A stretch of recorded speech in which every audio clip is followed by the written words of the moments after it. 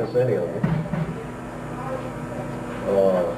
Last couple of years has been a little slow for me. I've had some other things that defeated the whole purpose. Problems with the SCSI and get things resolved so that everything's supposed to work the way it's supposed to work.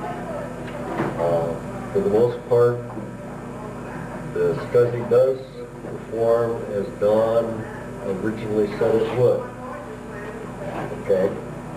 But it does still have some limitations, and I'm sure he's going to come up with some improvements in the future. How long it's going to take him, I don't know.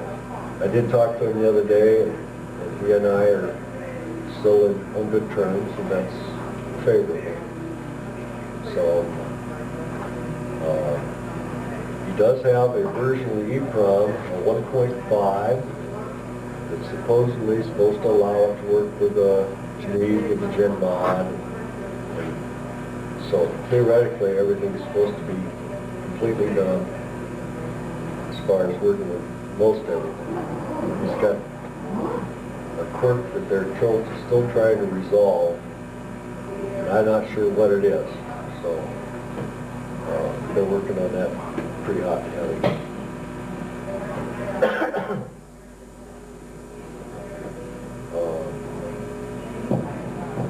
My involvement with the SCSIs has pretty much declined. I still am obligated to support units that I sold, which I fully intend to do. I've got some mailings I still have to do to bring all the known customers up to date. And that should, as soon as I'm satisfied the package I got is correct, then I'll mail it out. Then I'll be completed on that level. Don will be bringing out a later version of the card, more simplified as far as occurrence. And to me, it would be a little bit more complicated because when it goes, you blow everything on. So, but that's the way progress goes. You make everything more compact, so when it's done, it's done.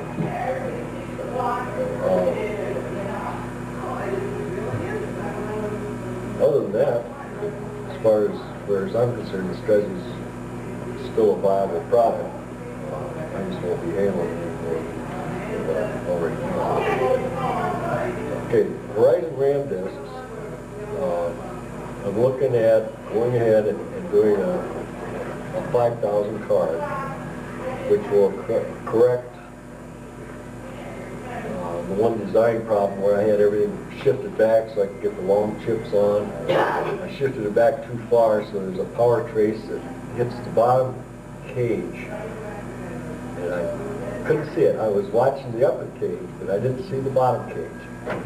And it's something that can be protected on existing cards with a piece of black tape, some of this super gel glue, the gel type. You just coat that trace, it's on the front side, coat that trace with a little black tape on it, and armor plates it, that's fine.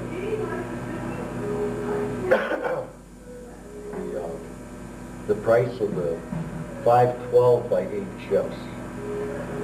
Remember when we brought the first Horizons out, there were, what, 180K? 90K single layer, double, yeah. And then 2 layers was 180K, and then we went to the 1 meg format where we stacked up 32K chips like a brick. Well, that 1 meg format, 2 512K chips equals 1 meg. So the base price of $100 for the card built, plus 2 chips at $25 a piece, you got a 1 meg card for $150, and you can build it out to a 8 meg card for a total of $500. Now, the TI will only talk to 4 meg at a time, just because of the way the memory map runs. So, the 4,000 card and any subsequent cards will also still have the capability was switching a jumper and making it into two distinct, separate RAM disks on the same board on 4 megapixels. So that's, you're going to run out of numbers and letters to use for RAM if the disk is the same. You have to go by 16. Yeah, it's a block. So but the RAM disks are still a lot of them around. There's quite a few of them out there on tables for sale, the smaller sizes. So I know I sold a 8 meg one today, so that's nice. Anyway, well, I think I broke even. Since I had to stay down at my cousin's house last night, I couldn't find a motel that was even open. Much less is cheap. Anyway, I guess the activity in town last night was pretty wild. On the P-gram side of the house, I've probably got a dozen P-grams that I keep putting back up on the shelf to retest later at a later date because they don't clear. And I was looking at the circuit one day and I thought, wait a minute, that P-gram's not protected from power up and power down. It is as a 90K P-gram, or the single. Well, Matt Matthews had sent me his card, and it was every time you turn it on, it'd crash it. You could reload it, use it, it worked fine. Turn it off and turn it back on and crash the contents.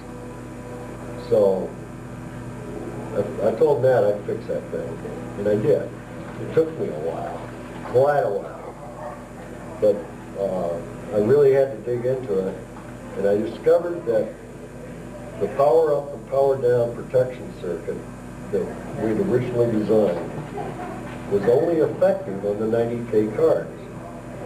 The P-gram Plus, when we went to the bigger chip, we changed the path for that protection, and it stopped.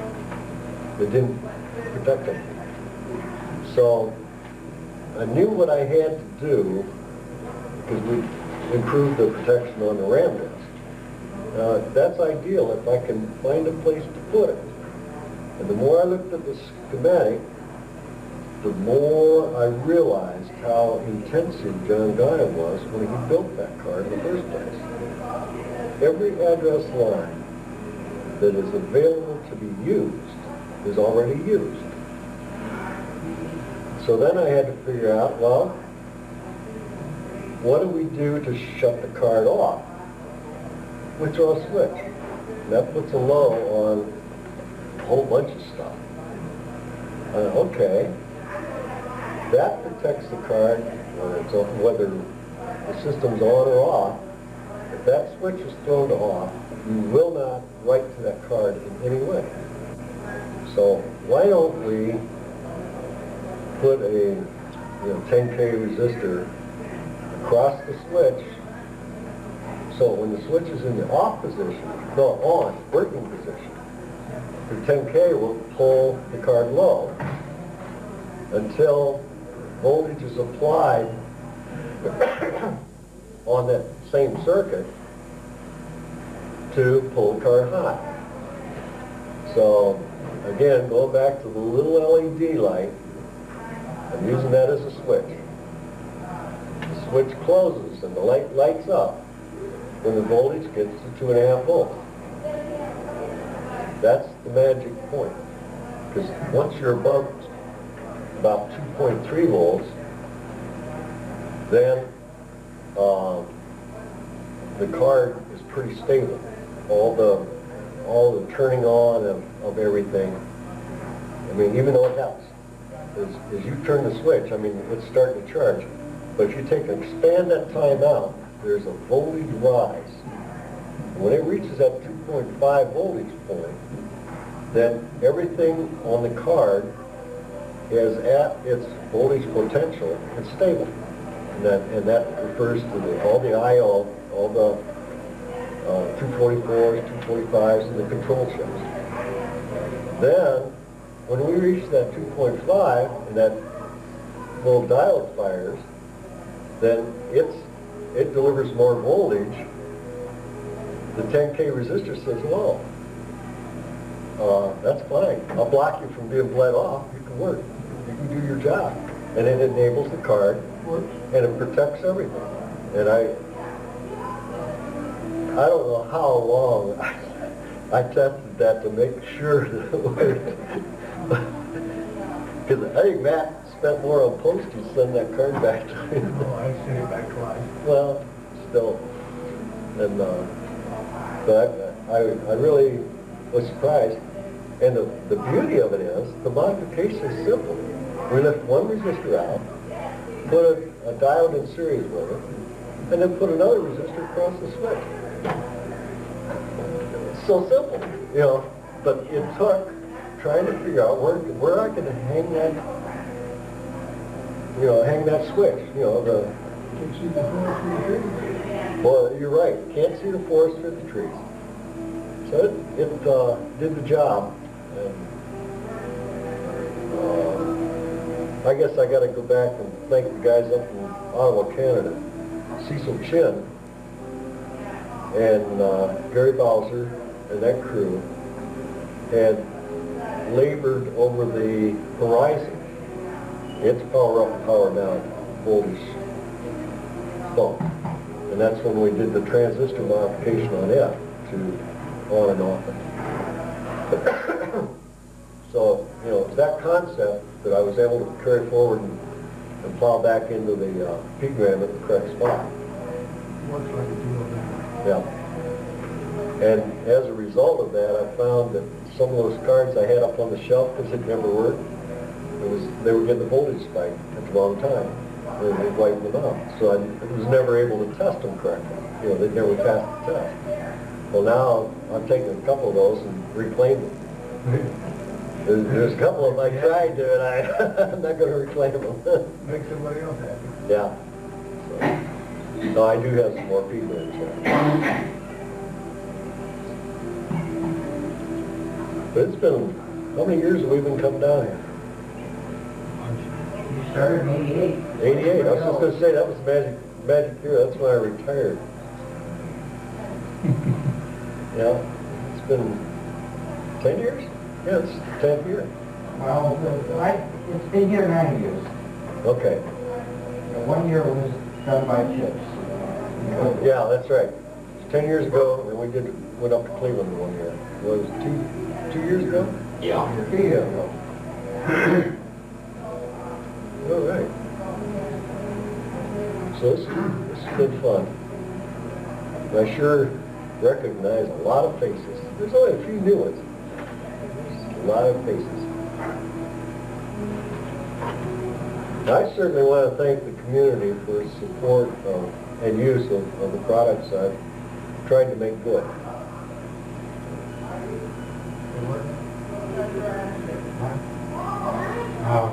I got a P-gram card. Okay. Bar system. Okay. I think with Matt Andell, I think. Oh, yeah, Matt, yeah. He didn't know whether it was a P-gram plus or not. I don't think it is. If all three of the big fat chips are the same length, it's a regular P-gram. All right, the P-gram plus. The chip toward the front of the card of the three big ones will be longer. Oh, okay. Okay? Because what it is, the difference between a P-gram and a P-gram plus is one of the chips is 128K. And that has 4 extra pins on it, so it has to be a longer chip. Okay. How much if it's not plus? How much does it cost to make it plus?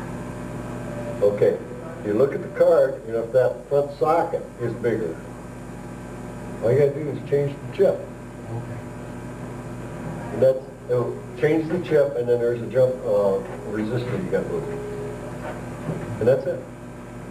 But you want to put the mod on too. Now, if it's the older, lighter colored card, then that front socket will be the same size as the other two. And what I do is I drill a little hole, so I poke a pin through, and I got some cutoffs that I use to make a dummy, physically make a socket that'll work, that we can plug the 128 into. And then I just add the wires that are missing. So it's a straightforward modification. It works like a rock. You know, you drop it, it lands, and but it works. It don't bounce around. It works.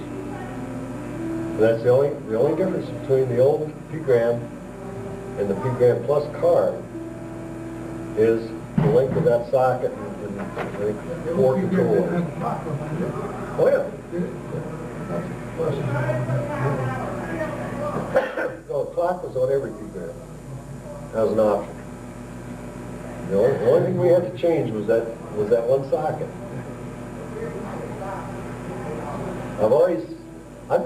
I'm not really circuit design smart. Okay, in other words, I can't say, well, you know, all you gotta do is run this wire and that wire there to make this go. I have to really dig to think stuff out. And I'm still trying to figure out how I can make a 512 chip work on a P-gram.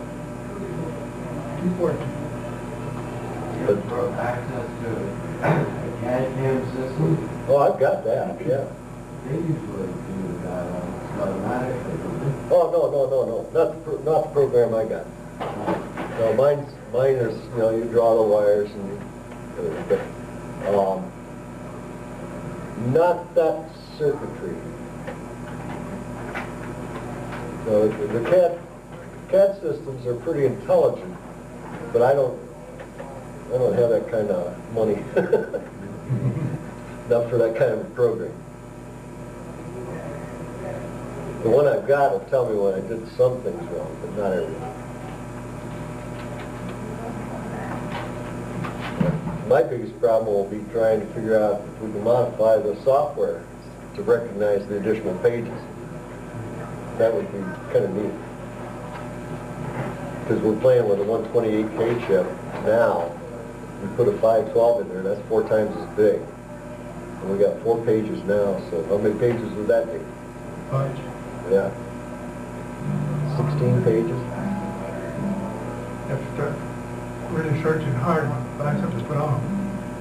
Well, there's another way of doing it too. You can switch that. If you can switch one part of it, you should be able to switch the first page totally out. You know, which would give you not only extended basic, but some of the other ones that use that bottom. But you know, now you're getting complicated because you're turning on different levels on the same address. Extended basic and root on the same page. Yeah, but see, it's the grams. The first page is where you assign the bottom 2 grams. The extended basic uses. What else uses that? You said, I think blue was on. Well, boot will stand by itself. That's I like, know blue was standing by itself. but you wouldn't want to put that on that same first page. Extended basic. Multi-plan is a standalone. It doesn't use the lower. Because see, what I normally ship it with extended basic and EA combined as one page. Multi-plan is a page, and then John had put together as a demo multi-block, which was Disk Manager 3,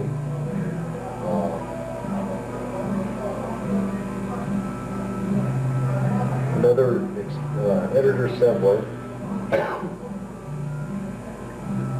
and 2 other things. You know, just showing that they could be stacked. They called it multi-block. Out of respect for John, I always kept that name on there, you know, and that's always gone out with every one of them as a demo program. Disk utilities, ARC, radio, and disk manager. Yeah. One page. We had taken DM1000 and bumped it into a module, but that was an earlier version of it. It's not the latest one. That worked quite well from the beginning. It's kind of basic, but first got there.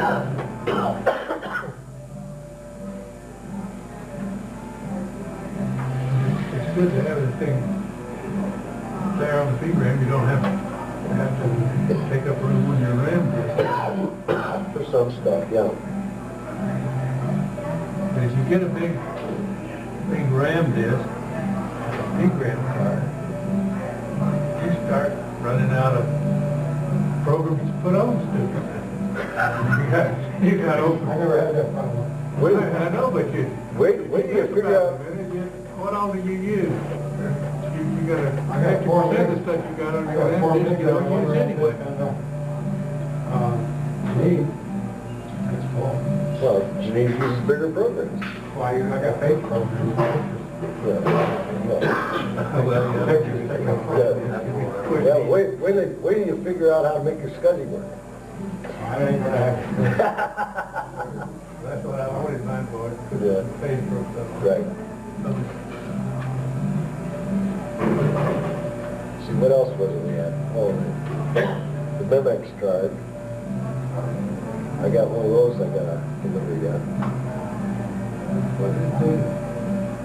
Just adds workspace memory to Geneva. The Geneva? To Geneva. Memex. The 512, or 5, what I call the 504, is I wanted to avoid using Mark's 512 card. And you're only going to use 504 of it anyway. So it's a 504 card, as far as I'm concerned, right? If you want to go by raw memory, it's bigger than 512. Not much, but it's like 516 is the actual map that works out. But I always called that one the 504 card. By itself, build up as 504, put it in your Geneva, turn it on, and the Geneva will see a total of 1 meg workspace.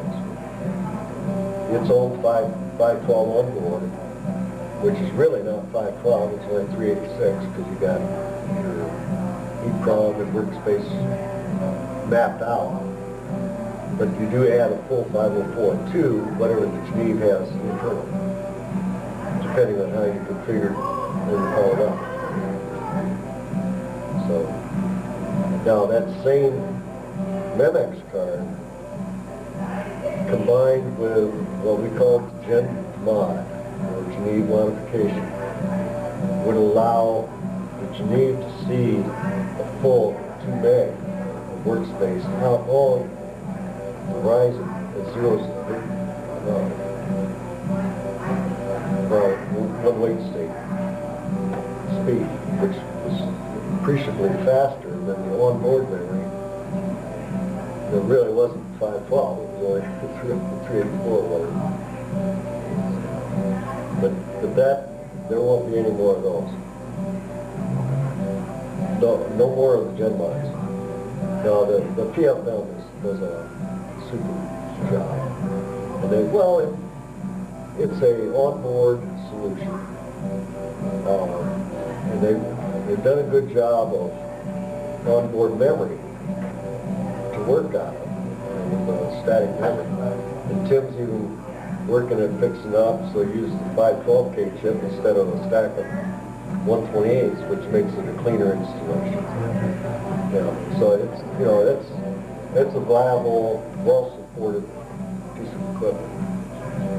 And personally, the Genevas are old enough, they scare the hell out of me. Mine quit. I can't fix it. I've replaced everything on it, and it won't work. I mean, the gal,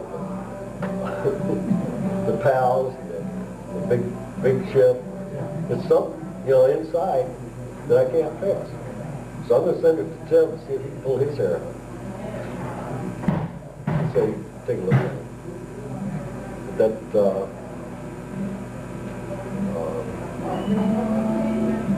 I'm not. When you going to send it? I got to send it next week because it's still at the house. Make sure you get it done before July. Want to Tim? Yeah. Okay. Yeah. So the Memex is still a viable I've probably got a half dozen cars left. But Retain memory? Retain memory? no, that's dynamic memory. It's just on and off. However, I do have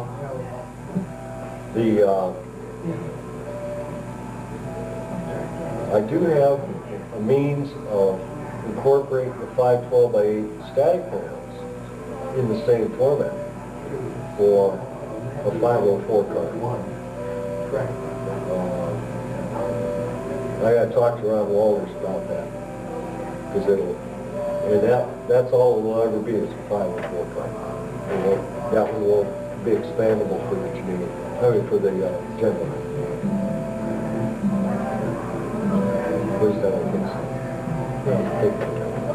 Because with that 512 chip, it's so cheap, and it's hard to find the dynamic rams that we're using on the Memex, to get the ones that are of a tolerable manufacturer that we can get to fall in this little timing slot that we've got to operate in.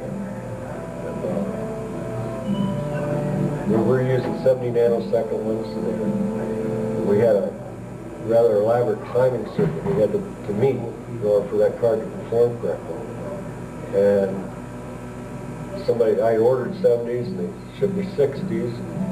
I put them in, and it didn't work. And I accidentally changed the timing wrong, okay, trying to make it work, and it worked. So, I talked to Ron about it at the time, and he said, well, what'd you do? And I told him, God, I gotta see. Well, I've since shipped that car, so I gotta do it again.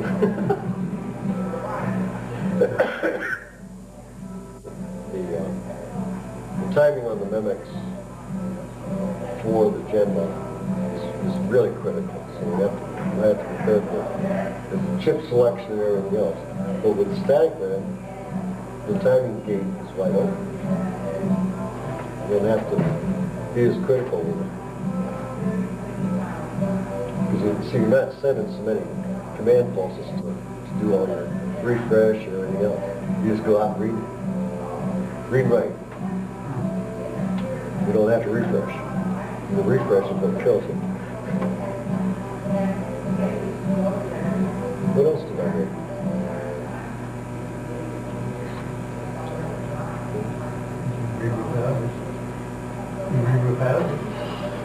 I'm still working on mine.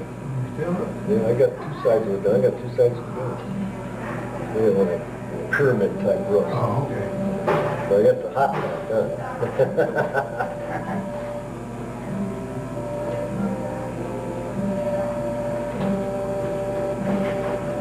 No, the past 2 years has been pretty well eaten up with my mom with cancer and her dying, and I had 2 aunts in Florida. One died just before my mom did.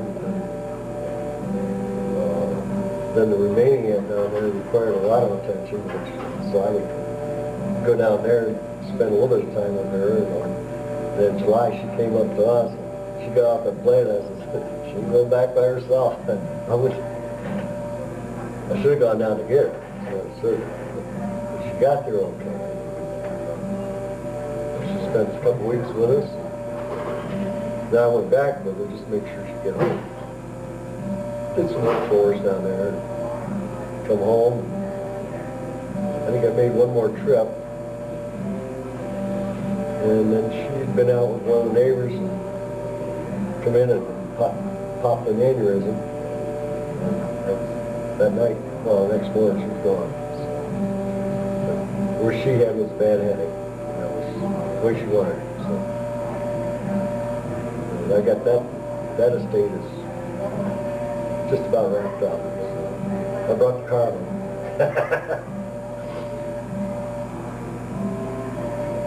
No, I'm down to where I don't have to work an extra job to keep the house payment up. So I can spend a little bit more time finishing the roof, fixing these cars up at good ends.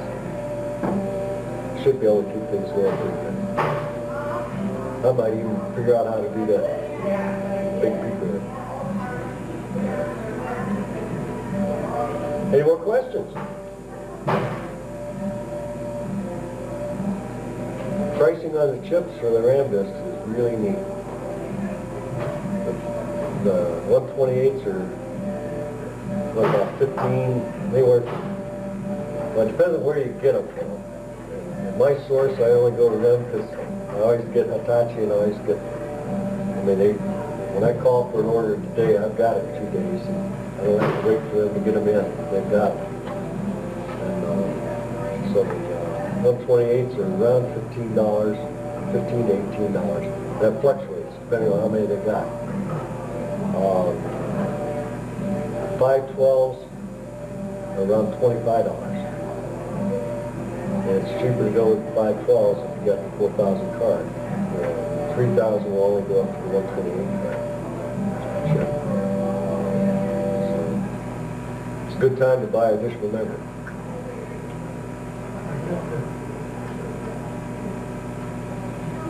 You know, I can use them, well, I got one. Yeah. What out of school? You want to make that 4,000 bigger? Call me and I'll do some horse trading with you. Because you got 128K chips. If you really want to make it bigger. Well, the only thing is, machine won't support it, machine won't support it. Well, 4.3 meg, let's go up to 3.5 meg You piece. use 1.3 meg on it already, and I got two drives. I got 4,000 sectors on each drive. 4,000 sectors? 4,049 or 39. Yeah, 4,054 or 290. Yeah, but 4,000 sectors is not 4 meg. Well, I get 4,000, maybe 4,000 meg.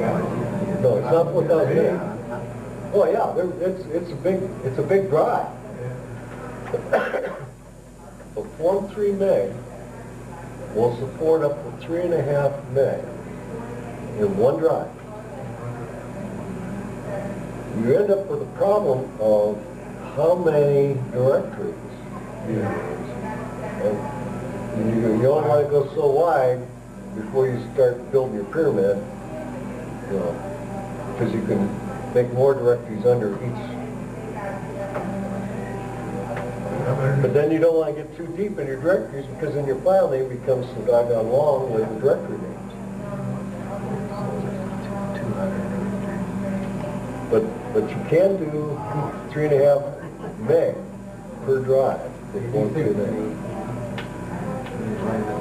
I'll have to read it more carefully. And then the 3,000 card the 4,000 card can be physically jumpered so that it looks like 2 separate RAM disks.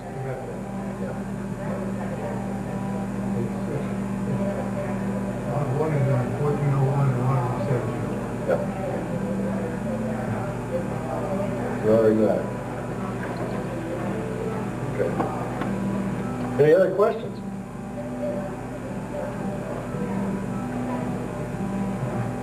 Disk D was 1,447.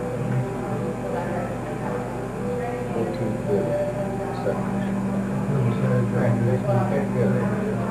Yeah.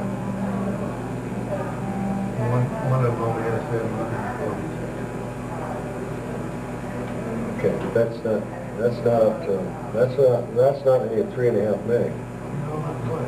Working 40 is around 50K. Yeah, 1440 is 360K. 720 is 580. A little over that. It's a 3 meg card. Yeah, Double layer. okay. Oh, double layer? Oh, okay. All right. We could only make it twice as big. Then I got one more drive. Yeah.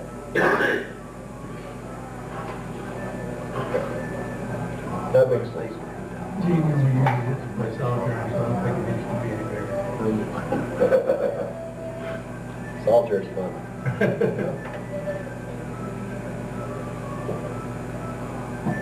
not run across some of the interesting games. Somebody will send in a RAM disk to repair, and it's loaded. So I'll make a backup of whatever's on there, if it's salvageable. Make a backup of it, fix the RAM disk, do the upgrade, whatever, and I try to load the same data right back on again. But I always forget to put the disk back in the thing. Now, if there's any sensitive information, that I destroy on the disk. Stuff goes back to whatever you send me to get back to you. But some of the games and stuff are neat that I've seen. I don't always play them, but I'm just seeing them. The different stuff. Okay. Anything else? No, we're good for you. Thank you.